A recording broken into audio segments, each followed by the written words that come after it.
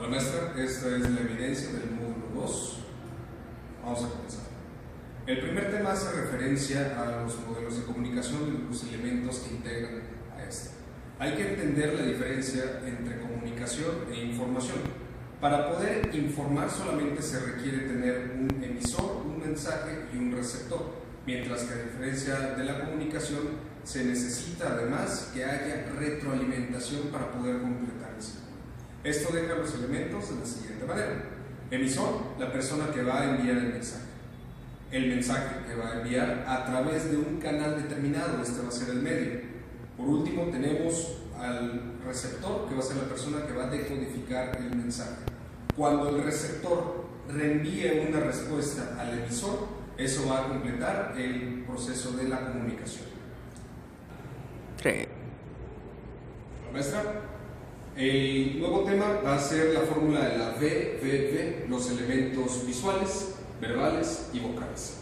¿Cuáles son los elementos visuales? Es lo que la gente va a percibir de nosotros a través de nuestra apariencia o los gestos con los que nos estamos expresando. Los elementos vocales van a ser aquellos, hola, oye.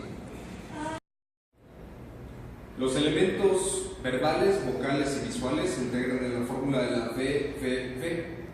Primeramente, los elementos visuales son aquellos en la que la gente va a percibir cómo nos vemos a través de nuestros gestos y la apariencia física. Posterior, los elementos vocales van a ser constituidos a través de la modulación de la voz, la entonación que demos para hacer énfasis en algunas palabras. Y los elementos verbales se integran a través del paralenguaje. ¿Cómo dices lo que dices? No es lo mismo utilizar una misma serie de palabras en cierto contexto que no han sido tropicalizadas para otro público. Es por ello que no puede ser igual gritarle a alguien, no estés haciendo eso, a decirle a alguien, hey, no hagas eso. El mismo mensaje se puede entender de maneras distintas. El siguiente tema va a ser la comunicación no verbal. La comunicación no verbal se puede dividir en dos grandes áreas. La primera es el contacto visual y la segunda es la expresión corporal y facial. ¿Qué es el contacto visual? Puede ser una habilidad no verbal que incluye todo aquello que se puede transmitir o tiene cierto significado no expresado por medio de palabras, como los movimientos del cuerpo, la voz, el tiempo y las distancias. La habilidad de la comunicación no verbal tiene un elemento que es el contacto visual. Este va a tener como eje la vista, ¿vale? El contacto visual.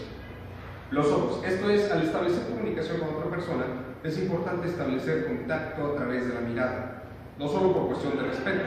Un buen conversador también puede establecer contacto con el receptor de esta manera. Esto es un aspecto básico en la vida diaria, pero hay algunas recomendaciones para no hacerlo automático. Lo primero es evitar que la mirada divague. Segundo, observar a la cámara en la misma dirección.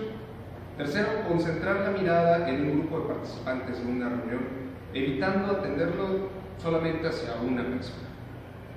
Y, por supuesto, evitar hacer contacto físico. El contacto visual es el primer acercamiento en la comunicación no verbal. La confianza y el tipo de trato van a venir por añadidura. El segundo elemento es la expresión corporal y facial. La expresión corporal incluye la postura, es decir, la posición física que uno tiene. Usualmente lo relacionamos con el estado de ánimo de la persona. Cuando vemos a alguien que se encuentra caminando cabizbajo, tendemos a pensar que esa persona está triste, a diferencia de alguien que va erguido y sonriendo, vamos a suponer que está feliz. Las habilidades de comunicación oral son aquellas que expresa el sujeto al momento de relacionarse con otros de manera verbal. Estas pueden ser de dos tipos, las aprendidas y las innatas. Las innatas son aquellas con las que uno nace, por ejemplo, una reacción como llorar al tener hambre cuando eres bebé. Y las habilidades aprendidas puede ser al escuchar el término de una oración con un gran orador, aplaudir. La comunicación interpersonal es algo que practicamos en todo momento, todos los días. Pero, ¿qué es? Se puede definir como el proceso que ocurre entre una fuente y el emisor. El receptor que está enviando y recibiendo mensajes es una transmisión continua. Es el hecho de hablar cara a cara. Lo podemos clasificar en distancias en 4 grandes rubros. La primera es la distancia íntima, aquellas que ocurren a menos de medio metro. La segunda es la distancia personal de medio metro a 1.2 metros. La siguiente es la distancia social de 1.5 metros a 3.5 metros de distancia. Y por último, la distancia pública, que es la que tiene de 3.5 metros en adelante.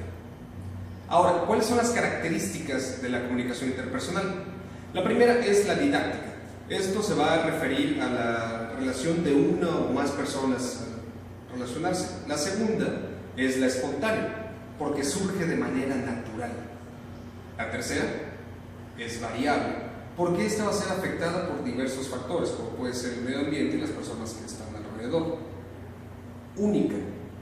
Cada uno tiene una manera muy distinta de relacionarse con los demás. Hay gente que tiende a tener mucho más confianza y acercarse para poder hablar, y hay otra que prefiere hacerlo a lo lejos. Y por último, es dinámica, porque es el intercambio continuo de mensajes y percepciones entre los dos, fuente y receptor.